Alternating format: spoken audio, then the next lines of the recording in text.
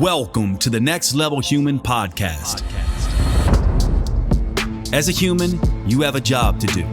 In fact, you have 4 jobs: to earn and manage money, to attain and maintain health and fitness, to build and sustain personal relationships, to find meaning and make a difference. None of these jobs are taught in school, and that is what this podcast is designed to do: to educate us all on living our most fulfilled lives through the mastery of these 4 jobs. I'm your host, Dr. Jade Teta, and I believe we are here living this life for 3 reasons, and 3 reasons only: to learn, to teach, and to love.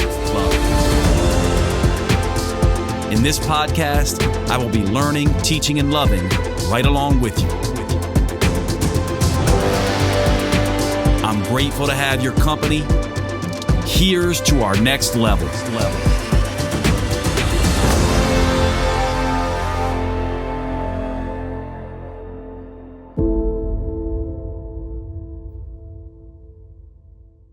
What's going on, everybody? This is Dr. Jade Teta. I am your host of the show, and welcome to the Next Level Human podcast. Now, if you went on Google and you searched the number 1 thing in personal development that people are needing help with, what do you think it would be? I've done this recently, and that's why I'm doing this podcast. And the first thing that comes up, if you go into Google Keyword Tools, which is a tool that allows you to look at what people are needing help with, you will see that one of the first things that come up, if you put in how to blank and you start scrolling down, you'll get a lot of answers like how to change a tire, how to change your oil, how to do, how to work with Word and, Excel and different things like that. But if you keep scrolling down, you eventually get to the personal development issues. And the first 2 that pop up is one is how to stop overthinking. And the other is how to stop procrastinating. And these are somewhat linked, but we are going to cover this idea of overthinking in today's episode because it's a really big one. And it goes with another huge issue it's highly related with, which is anxiety. And so let's begin to talk about overthinking. Overthinking is not really the problem. It is your reaction to overthinking that is the problem. So let me explain this really quickly. Many people overthink. Many people have things flying through their head all the time, and they simply move on from it, and they don't overthink about overthinking. And so oftentimes our brains will attach to particular things, and then it becomes an issue. Let me give you an example of this. Let's say that you have an itch on your leg, and you're sitting there and you're focusing on the itch. And the more you focus on the itch, what happens? The more you focus on it for a time, it gets more and more intense, doesn't it? And part of the reason that it's becoming more and more intense is because you believe that you need to solve this. And you know how to solve it, you believe. All you have to do is reach down and scratch it.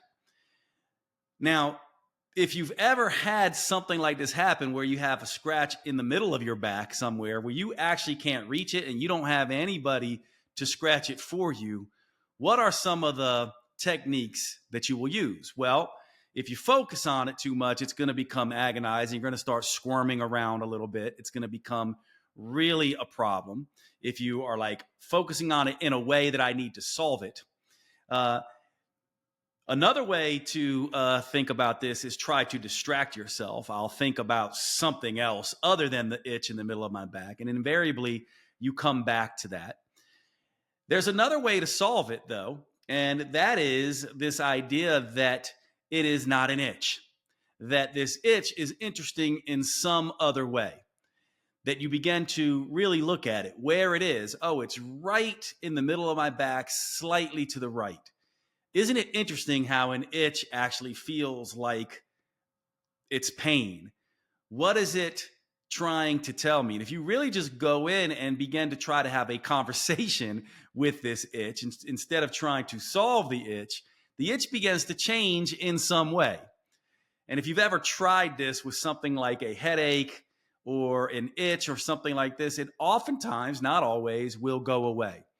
And so that's how come I say oftentimes the issue with overthinking is not that you're overthinking, it's that you're reacting to overthinking as something that you need to stop instead of reacting to overthinking as a symptom, a sign, an opportunity to learn something about yourself. Which brings me to the next aspect of overthinking, which is that a lot of people who tend to overthink, part of the problem is that they have a story about life that forces them to overthink. Now, let me break this down for you. And oftentimes this comes from childhood development. So let's say that early in your childhood, you had an anxious parent, someone who was very anxious and worried about money or about the way they looked to the outside world or about their physical appearance or about their health or about controlling what you do, whether you're making messes or making good grades or your haircut is appropriate or you have the right clothes on or you're behaving appropriately in front of other people. If you've ever had a parent like this or a sibling like this, but especially a parent, then you can know that you can become hyper vigilant. The story becomes that you are not okay and that you always need to be on the lookout for solving the problem. If you can solve the problem first, maybe it won't trigger their anxiety, which then triggers your anxiety. But now as an adult, you don't look at it as something that happened in your childhood or this developmental issue. And you don't look at it like, oh, there's a story underneath this. The story of, I need to make everyone like me, or I need to make the right decision. Otherwise, I'm going to go broke and not have safety and security. Or I need to make the right decision because I will not be accepted or belong. Or if I don't make the right decision, I'm going to lose control. And oftentimes when we think about overthinking and the anxiety that can come with it, the big issues with it are usually control. Control is a big issue with anxiety and overthinking. You overthink because you're trying to gain control. And overthinking is a problem because you're trying to gain control, in the same way that an itch in the middle of your back is a problem because you're trying to solve it in some way. And oftentimes what happens there is lack of clarity is a big issue as well. And this oftentimes has to do with the fact that you can't control other people's perceptions and you can't control the future. And so you have a lack of clarity about how people might behave towards you if you make one decision, or what might happen to your safety and security, your money situation, your health situation, if you make a different decision. And so overthinking is really about these aspects. This is the first thing that I want to draw your attention to. And I want to make this more tangible by giving you some real world examples from my life. And so let's do a recent one where in the last, this must have been, I don't know, 5 years ago now, maybe 6. I was on a cross country road trip, which I used to do a lot, driving from Los Angeles back to North Carolina. And I decided that I had never really hiked the Grand Canyon or been to the Grand Canyon, never really seen it. So I was like, you know what, I'm going to drive up to the Flagstaff area, stay in Flagstaff, and then get up early and go for a hike through the Grand Canyon. And for those of you who know the Grand Canyon, and I'm not sure if I'm pronouncing this correctly, but it was the South Kabaib Trail that I went on. And it was the middle of the summer. And of course, I looked at the hike, and there was 2 hikes down this mountain, because it's basically a reverse mountain, right? You start the hike going downhill, and then you got to come back up. And so the downhill hike was 1.5 miles to the first point and 1.5 miles back up. That was 3 miles. And to me, I'm thinking to myself, 3-mile hike, that's not an issue at all. Let me do the 6-mile one, the one where it's 3 miles down and 3 miles back up. Because in my head, I'm thinking, 6 miles, whatever. Long story short, the day before, as I'm driving across country, I'm fasting as I normally do, drinking a ton of water, not realizing that I'm setting myself up for some big issues when I go hiking. Partly because I'm not well fed, my glycogen stores are depleted. I'm also probably hyponatremic, low sodium, because I've been drinking, 2 gallons of water probably while I'm in the car. the day before. The other fatal mistake I make is I wake up early, or I don't wake up early rather, and I start the trail late. So without going through all the details, long story short, I am halfway through this hike, not even turning around to go back up, and I start to get into heat exhaustion and get in big trouble there and have essentially a near-death experience where luckily I got found by a ranger, and they got me off, the mountain and out of there. Very scary. But the reason I bring this up is that now I have a fear of hiking. And you might laugh at that, but you might be like, what do you mean you have a fear of hiking, Jade? Whenever I go out on a hike now by myself, whether there's people around or not, especially when it is hot, I will start to have a panic attack. My mind is fine, but my body begins to react in panic because it has a body memory of that very traumatic near-death experience in the Grand Canyon. And so what I'm illustrating here is that all of a sudden, my body and my mind, when this begins to kick in, begin to overthink, begin to go in anxiety, and it's all linked to a past issue, a past trauma. I'm wanting to control the situation, and I wrongly think I'm out of control. And this can lead to panic, and post-traumatic stress is really what it is. And I would argue that overthinking is a form of post-traumatic stress. We are just not aware of the stories that happen in our childhood development that make us prone to overthinking. Now, another example is my old fear, which I now have control over, of airplanes. And what I realized is that I would get on an airplane and begin to freak out. And partly I used the approach that I'm going to teach you in this podcast of, instead of always freaking out, I began to, instead of trying to avoid the itch, I started to pay close attention to the itch. I just started to pay attention to, why do I have this nauseous feeling? Why do I feel like I need to take a shit?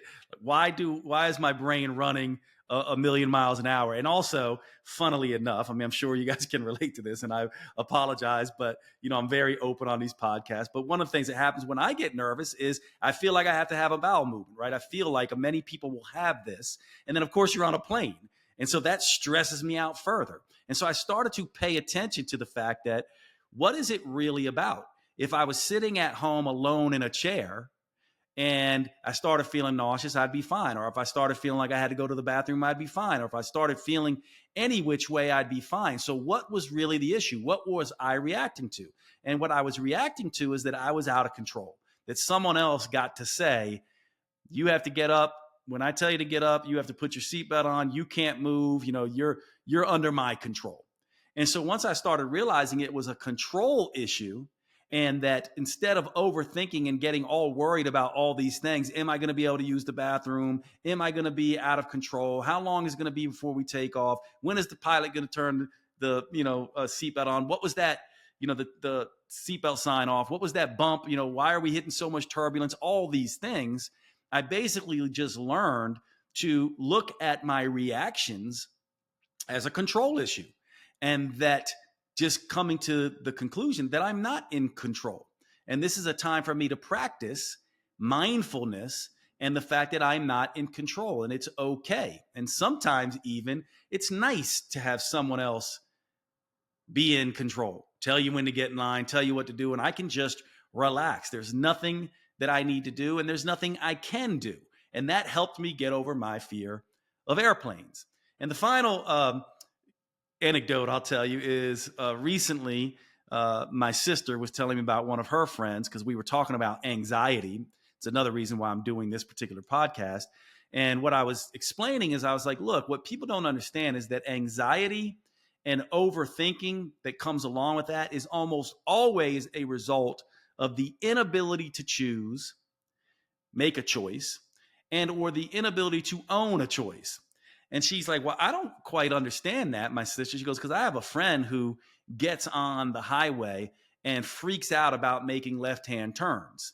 And so this particular friend will drive all over the place to avoid making left-hand turns. It's sort of like an OCD or an obsessive compulsive disorder. And this person will freak out and get like a panic attack if they have to make a left-hand turn. You know how it is, where you pull up to a light, you got the green light, but there's cars coming the other direction, and you have to pull out in the middle of the intersection and wait till they go so you can make your left-hand turn. Well, this was freaking out this individual. And she was like, how is that the inability to make a choice? And I'm like, it's literally the inability to make a choice, right? Because she literally can't make the left-hand turn. She's literally not able to make that choice, and instead will make a different choice.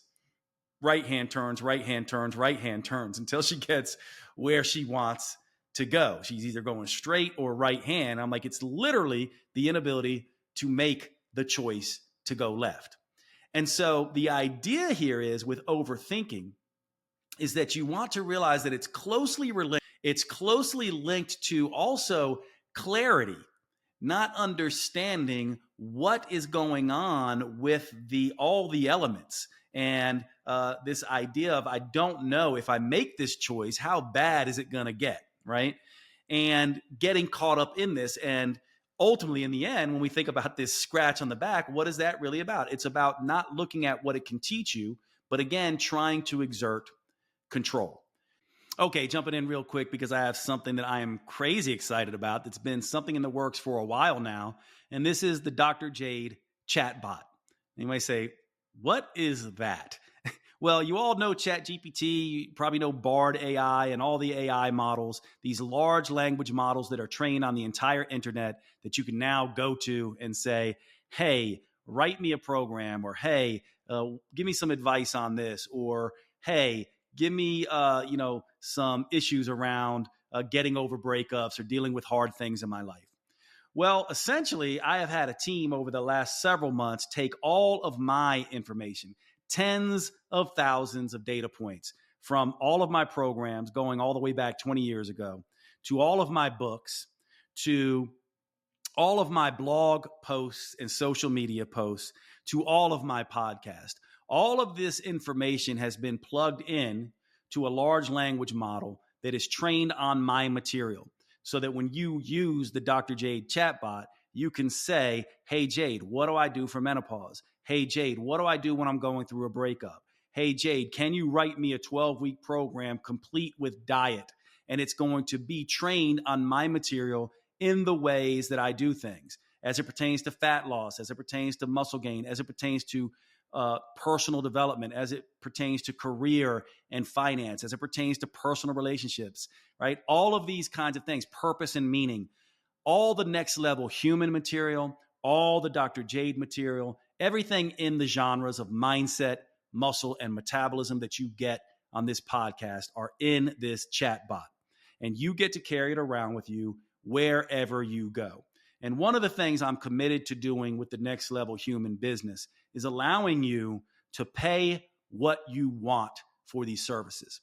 Some people can pay more because you have the resources. Some people don't, and they pay less. So you can pay as little as $2 per month for this chatbot. Of course, if you can pay more, please pay more, because then you're being the next level human who allows people to pay much less. But for as little as $2 per month, you get to essentially have me in your pocket as your personal health coach and metabolism assistant.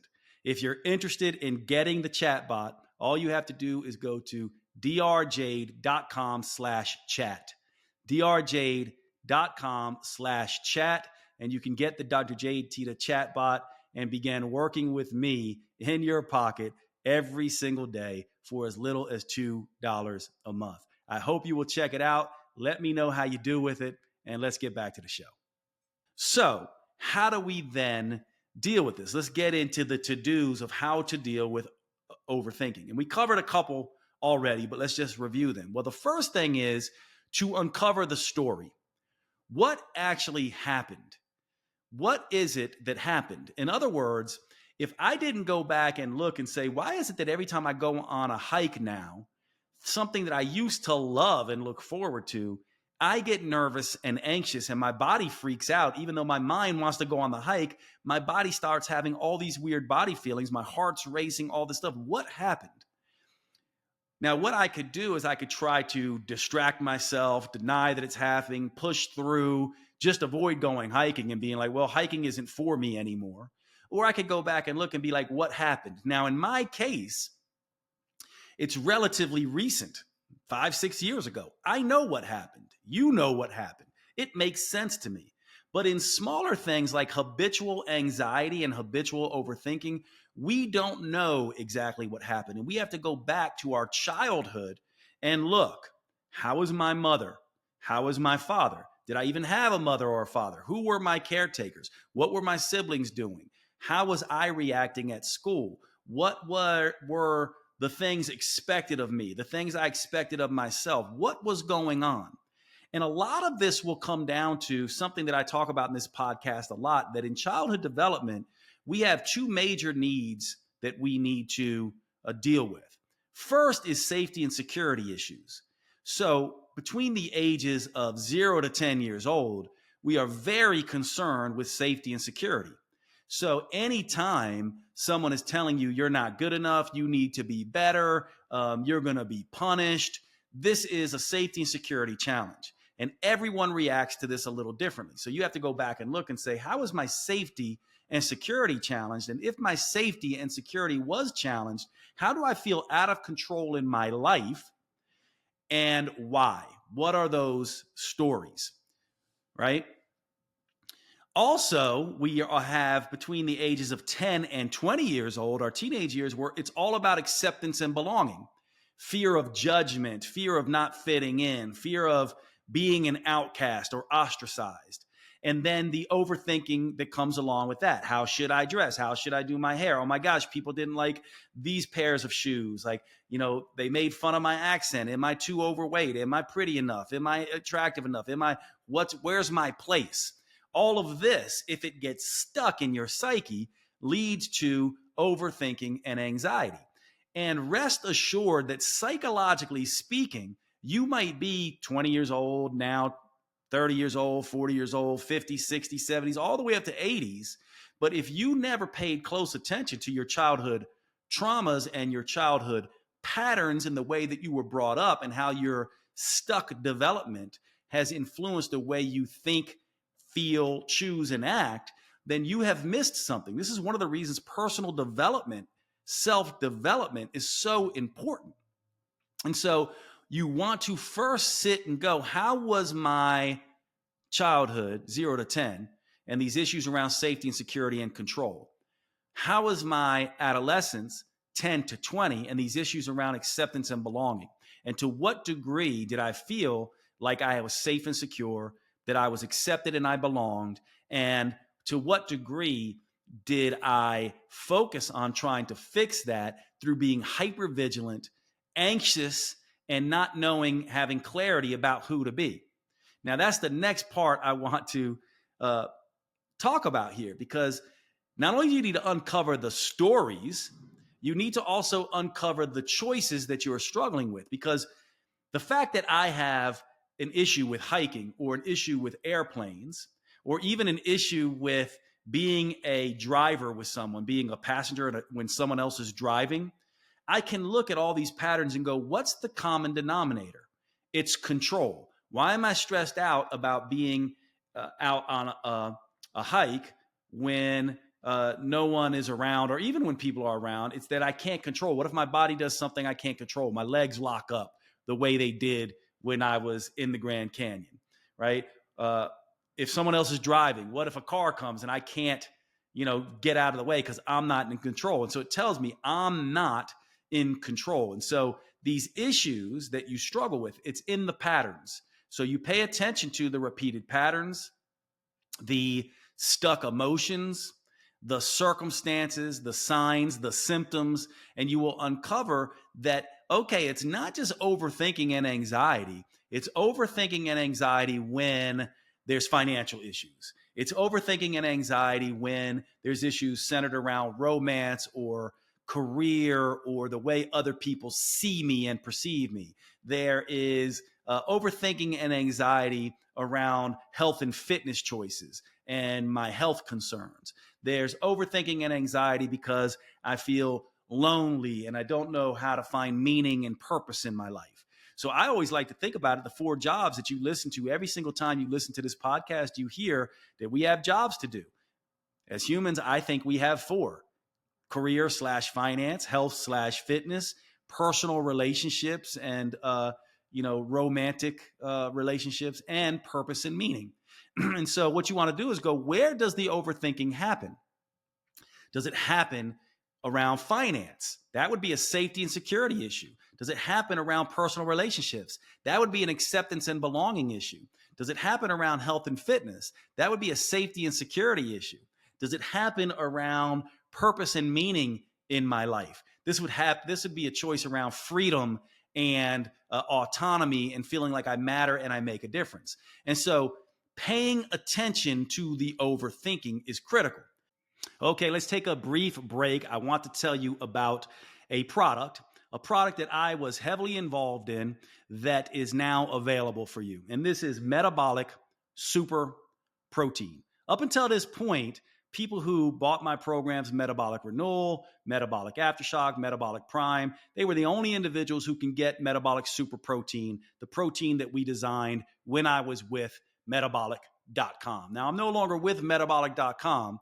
However, this is the best protein, in my opinion, on the market. And so despite the fact that I'm no longer with Metabolic.com, I still think this is the best protein for you to use. It's the best tasting. It's a mix of collagen and whey protein.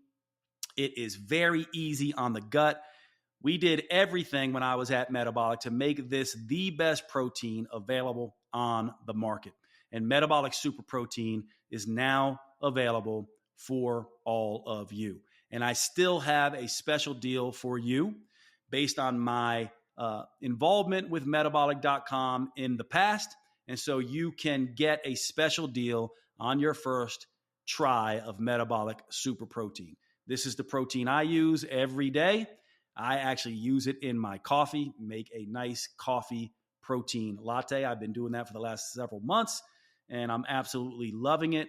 But I also add it to a lot of other things, including taking it whenever I am having cravings. I especially like to use it at the end of the day when I've had my dinner and I'm needing a taste of something else, and I just want to shut off those cravings and that hunger that are the thing that keeps me from getting results, because I can be a big eater at night if I'm not careful. Metabolic Super Protein is the protein that you want to use. If there was one thing that I could tell you to do diet-wise to help you lose fat, maintain muscle, and regain your health and optimize your metabolism, it would be increasing your protein intake. It is the best thing that you can do. Definitely try Metabolic Super Protein. You will not be disappointed, I promise you. To get Metabolic Super Protein, go to drjade.com/protein deal. drjade.com/protein deal. And you will get a deal on Metabolic Super Protein, and you can try it. I am convinced this is going to be your best and most favorite protein you have ever tried. drjade.com/protein deal. And let's get back to the show. And so let's get through then one of the techniques here that I'll talk about first, which is a mindfulness technique. And it's a technique of dissociating. And it will bring us right back to that itch that you have. Now, a lot of people are not used to this unless you've done mindfulness training. But the ability to ignore an itch, right, is a skill that everyone should learn. And it's not something that we ever talk about. Most people, they get an itch, they scratch it. It's automatic. And if you're not used to mindfulness training, when you get an itch, you will immediately scratch it. And if you can't scratch it, it becomes agonizing and it starts to dominate your thought. And what do? You start overthinking about the itch. And so the itch is a micro example of bigger overthinking issues. And so what you want to practice doing with that itch is you want to practice dissociating and essentially saying, this is not my body. This is not even an itch. What is this? Oh, that's so interesting that it is a little hot, it's a little cold. It almost feels like pain. Oh, isn't that interesting? Now I have an itch somewhere else. What's that itch like? I wonder what this is all about. And you basically become someone who is a watcher.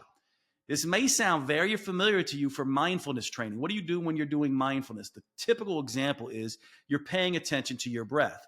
And this is a good way to do this as well, where you essentially go, I'm just going to dive into other body sensations. And so you start paying attention to the itch, but then you go, isn't this interesting? What other sensations am I feeling?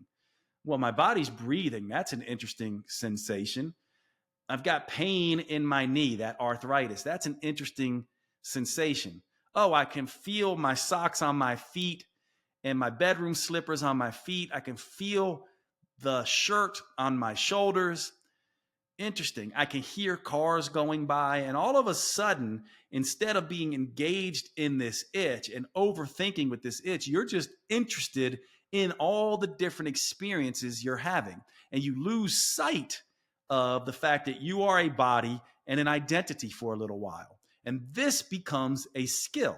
You can begin to do this where you essentially move into the realm of mindfulness, detachment, or what some people might call nothingness, where it's basically to say, I am not really this body. I am simply energy experiencing other energy. And this itch and this breath and this weight from the shirt and clothes on my back are all just energetic inputs. And aren't they interesting? And ironically, in that process, the itch goes away. Now, take that example with the overthinking. So now you're overthinking about something. You can begin to just simply ask questions. This is interesting. I'm overthinking this. What is this about? What is the story? I wonder if other people think like this. I'm just energy experiencing this. What is this experience telling me? Where do I feel it in my body? You get the point, right? And so this is one of the first things you can try. And when overthinking is mild and anxiety is fairly mild, this can work incredibly well. Incredibly well. Now, the other thing that you can begin to do as this ramps up from mild to more moderate in intensity is you can try breathing techniques. And there's two types of breathing techniques here. One breathing technique is a relaxing technique. Oftentimes when you begin to overthink, it oftentimes means you're overstimulated in your sympathetic fight or flight nervous system. We all know what this is like. We could probably trigger overthinking in ourselves if we drank a gallon of coffee, right? You know what that's like when the body's just go, go, go, go, go, go, go, go, go, right? So you can calm the sympathetic nervous system sometimes, especially when it's mild to moderate overthinking or anxiety, with slow breaths and especially slow exhales. Now, the most common technique is what's called the 4-7-8 technique. So it is a 4-second inhale, a 7-second hold at the top, and an 8-second long exhale. So it basically sounds like this. Hold, and you're doing this through the nose. I'm just breathing through my mouth so you can hear me. So it's big breath in. It's 7-second count in your head. 2, 3, 4, 5, 6, 7, and then long exhale out. And you basically do that for 10 breaths or so, and this can dramatically calm you. This is also a great technique, by the way, if you feel like when you go to bed, your mind's kind of wandering. You can go into this 4-7-8 breath technique. 4-7 inhale, or 4-second inhale, 7-second hold, 8-second exhale for 10 breaths or so. And oftentimes you're deeply in a relaxed state and you're no longer overthinking. And you can amplify this a little bit further by when you do the 8-second out, you can do a little hum like relaxing, and or just tell yourself calmly, relax, right? As you breathe out. Now, what a lot of people don't understand is that sometimes when this overthinking gets too much, right, it starts to get intense, that the 4-7-8 breathing and trying to relax yourself is just not going to do it. And this is where you can actually go with the intensity. I oftentimes like to think if you're in a severe situation, and I like to think of a dog, right? If a dog attacks you and starts biting you, the best approach is not to pull away. The best approach is to shove your arm or that body part into the dog's mouth to choke it so it releases you, right? If you can imagine, what most people will do is they'll start trying to pull away. And this just makes the dog come harder. So what you want to do if a dog is biting your forearm, let's say, is you want to shove that forearm down the dog's throat.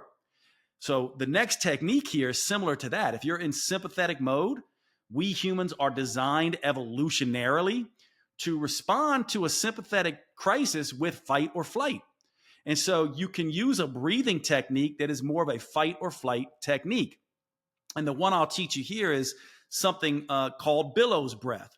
And so what you can do is you essentially breathe in, throw your arms up in the air, and then let your arms fall down by your side and breathe out. And it's sort of a fast, hyperventilating breath. Now, if you're watching this on YouTube, you can see me do it. I'm going to do it right now. You basically have your hands up by your shoulders, loose fists, and your fists are sort of in front of your shoulders. You breathe in and your arms go up overhead, like your arms are up, and then you just let your arms fall and out, right? And so it basically looks and sounds like this. Now I'm doing it with my mouth open because I want you to hear, but you want to try to do it with your mouth closed all through the nose. So it's reach up on the inhale. And when you come down in that breath, you're letting your arms almost slam onto your sides to force the breath out. And this is a very intense breath. It is almost simulating running or sprinting. And you want to do 20 of those, or maybe even 30 of those. And what you'll find is when you do those, it starts to clear your brain in the same way that if you ran like crazy after a tough workout, everything calms down, doesn't it? And so when you're overthinking and it's moderate to mild, if it's very mild, you can simply just watch it, explore it. It can go away by just getting mindful. When it gets a little bit more intense to the moderate, you can use this 4-7-8 relaxing breath. But when it gets very, very intense, this is when you're not going to be able to control it. It's sort of like a horse that is, going into a full gallop. And so what you want to do is go into a full gallop with it. The billows breath will do that. Now, you can take this even further, what I oftentimes do, which is do something very intense. So sometimes when I get very stressed out, I will take out my mobile device, set it for 1 to 3 minutes, and do something very intense, like push-ups for 1 to 3 minutes. Why is that very intense? Because I can't do push-ups for 3 minutes straight. I have to go as hard as I can, then I have to rest, and I have to go, then I have to rest, and I have to go. It's like a mini workout. And it stimulates my whole sympathetic system and sort of hits reset on my sympathetic system. And then I can go and relax. Burpees will do this. Push-ups will do this. Any intense exercise, you can go get down into a squat and do pulsing squats. Now, if you're someone that's like, well, Jade, I'm not fit enough to do this intense stuff, then the billows breath is the next best thing. Do this breathing technique. And notice when you're exercising, it's one level up because you're breathing hard, but your full body's working. And one of the reasons I like the billows breath is because it's getting some of the body involved. Your arms are involved. You're doing something with that. Very, very important. So those techniques are what you want to be thinking about when you are in a state of overthinking. Those are the techniques that you want to use. 1, mindfulness. Pay attention to the overthinking itch. Go into this place where you observe and you get very curious. Think about what are the choices and patterns that cause this overthinking? What are the stories? Oftentimes when you get very mindful and you're watching and you're just asking, tell me, overthinking, what are you trying to tell me? You'll spot these patterns, right? This is how I spotted my issue with airplane, and this control issue. Now, if it starts to get more moderate, you can do the 4-7-8 relaxing breath. Now, this is where most people stop in their recommendations because they don't understand when you get too sympathetic, too overstimulated, too overthinking, too anxious. At this point, you're being attacked by a lion. And at that point, you need to fight or flight. You need to run. You need to fight. You need to do something intense. That's where the billows breath comes in and the push-ups come in, right? Very important. Now, as we begin to wrap up this podcast, let's talk a little bit about part of the issue in choices versus decisions. Now, I know you probably think a choice and a decision are the same thing, and they almost are exactly the same thing, except for one small distinction. A decision is the process of considerations, right? A choice is simply the act. It's simply making the act. So, for example, if I'm going to make a decision about what I'm going to wear today, I might go, you know what? It's the weather outside is a particular way. It's kind of cold, so I'm going to definitely wear jeans and a long shirt and maybe a sweatshirt on top of that. And I'm not going to wear my flip-flops. I'm definitely going to wear my shoes. Oh, but I'm going out to dinner later, so maybe I'll wear my dress shoes. And, I look good in blue, or, my girlfriend, likes this particular shirt. So all that's decisions. A choice is simply, I'm wearing a blue shirt. I'm wearing a blue shirt, period. I make that choice. Now, some people are just very good about making choices because they've made those choices ahead of time. Most people, though, who are overthinkers make decisions. In other words, what they're doing is they don't just simply make the choice. They have to decide every single time. Here's another example. Have you ever gone out with someone or your partner or a friend where you're like, you know what's on this menu? We're going out to eat, and I know I've been to this exact restaurant with you before, and yet they sit there making decisions. They go, what are you having? Ooh, that sounds good. Gosh, I had that last time. Maybe I'll get this time, right? And they go through this whole decision process that you're kind of like, look, you know, we've been here before. Why is it taking you 5 minutes to order? Those people tend to be people who overthink because they're making decisions. They want to know what you're getting. They want to know what the waiter or waitress likes.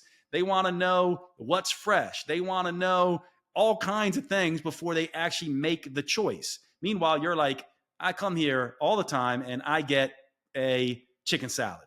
That's just what I get. That's the difference. And so the idea here for overthinkers is to look at yourself and go, where is it that I'm constantly making decisions? I'm constantly considering what other people think. I'm constantly considering, is this healthy or not? I'm constantly considering, is this a smart use of my money or not? I'm constantly considering, is this going to be worth it? I'm constantly considering, versus I'm choosing. This feels good, so I choose. It's winter. This is what I wear 99% of the time in the winter.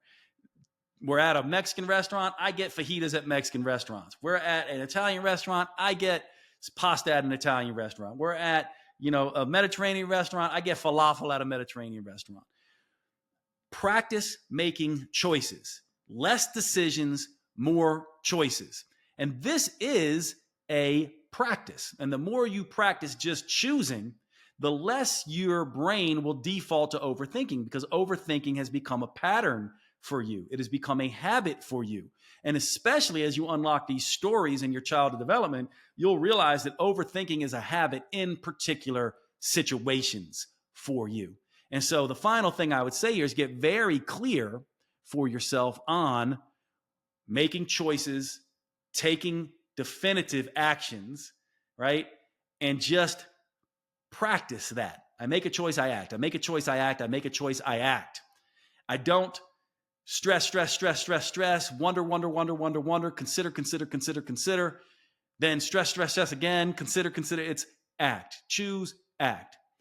One of the interesting things about this is that there's this old sort of saying, leap and the net will appear. I think this is something that people who overthink buy into. And they go, I'm going to leap and the net will appear. But they know deep down that the net doesn't appear all the time, that you can't just eat whatever you want and remain healthy, that you can't just spend your money how you want and everything's going to be fine. The better approach is to think, I'm going to leap and weave the net as I fall. In other words, you actually do not know and cannot know the right course of action and the right choice to make until you make the first choice. And people who overthink don't quite understand that. They think that if they plan and they think about it, that there'll be no issues once the choice is made. And that is not true. The only way that you will be clear on an outcome is to take the choice towards the outcome. In other words, it's not leap and the net will appear. It's leap and weave the net as you fall. In other words, trust that you can figure it out. And the more you do that, the more you make choices and figure it out, and make choices and take the actions and figure it out, the less you will overthink. And so that's the practice over the long run. So I gave you some acute things to do, some breathing techniques, some mindfulness techniques, some exercise techniques, but also you want to be looking at the patterns and things like that. And you also want to be looking at, how do I make more choices and just get into the habit of being a chooser rather than a decision maker. So hopefully that makes sense. So thanks so much for hanging out on the podcast today, and I will see you at the next episode. You have been listening to the Next Level Human podcast with Dr. Jade Teta. If you enjoyed this episode, please make sure you subscribe and consider leaving a review. You make the biggest difference when you pass on your lessons and inspire others. That's why reviews like this are so powerful. Your words may be the only ones that resonate for someone else. Please remember, the information in this podcast is for educational purposes only. Always consult your personal physician or therapist before making any lifestyle changes. And finally, thank you for who you are in the world and the difference you make.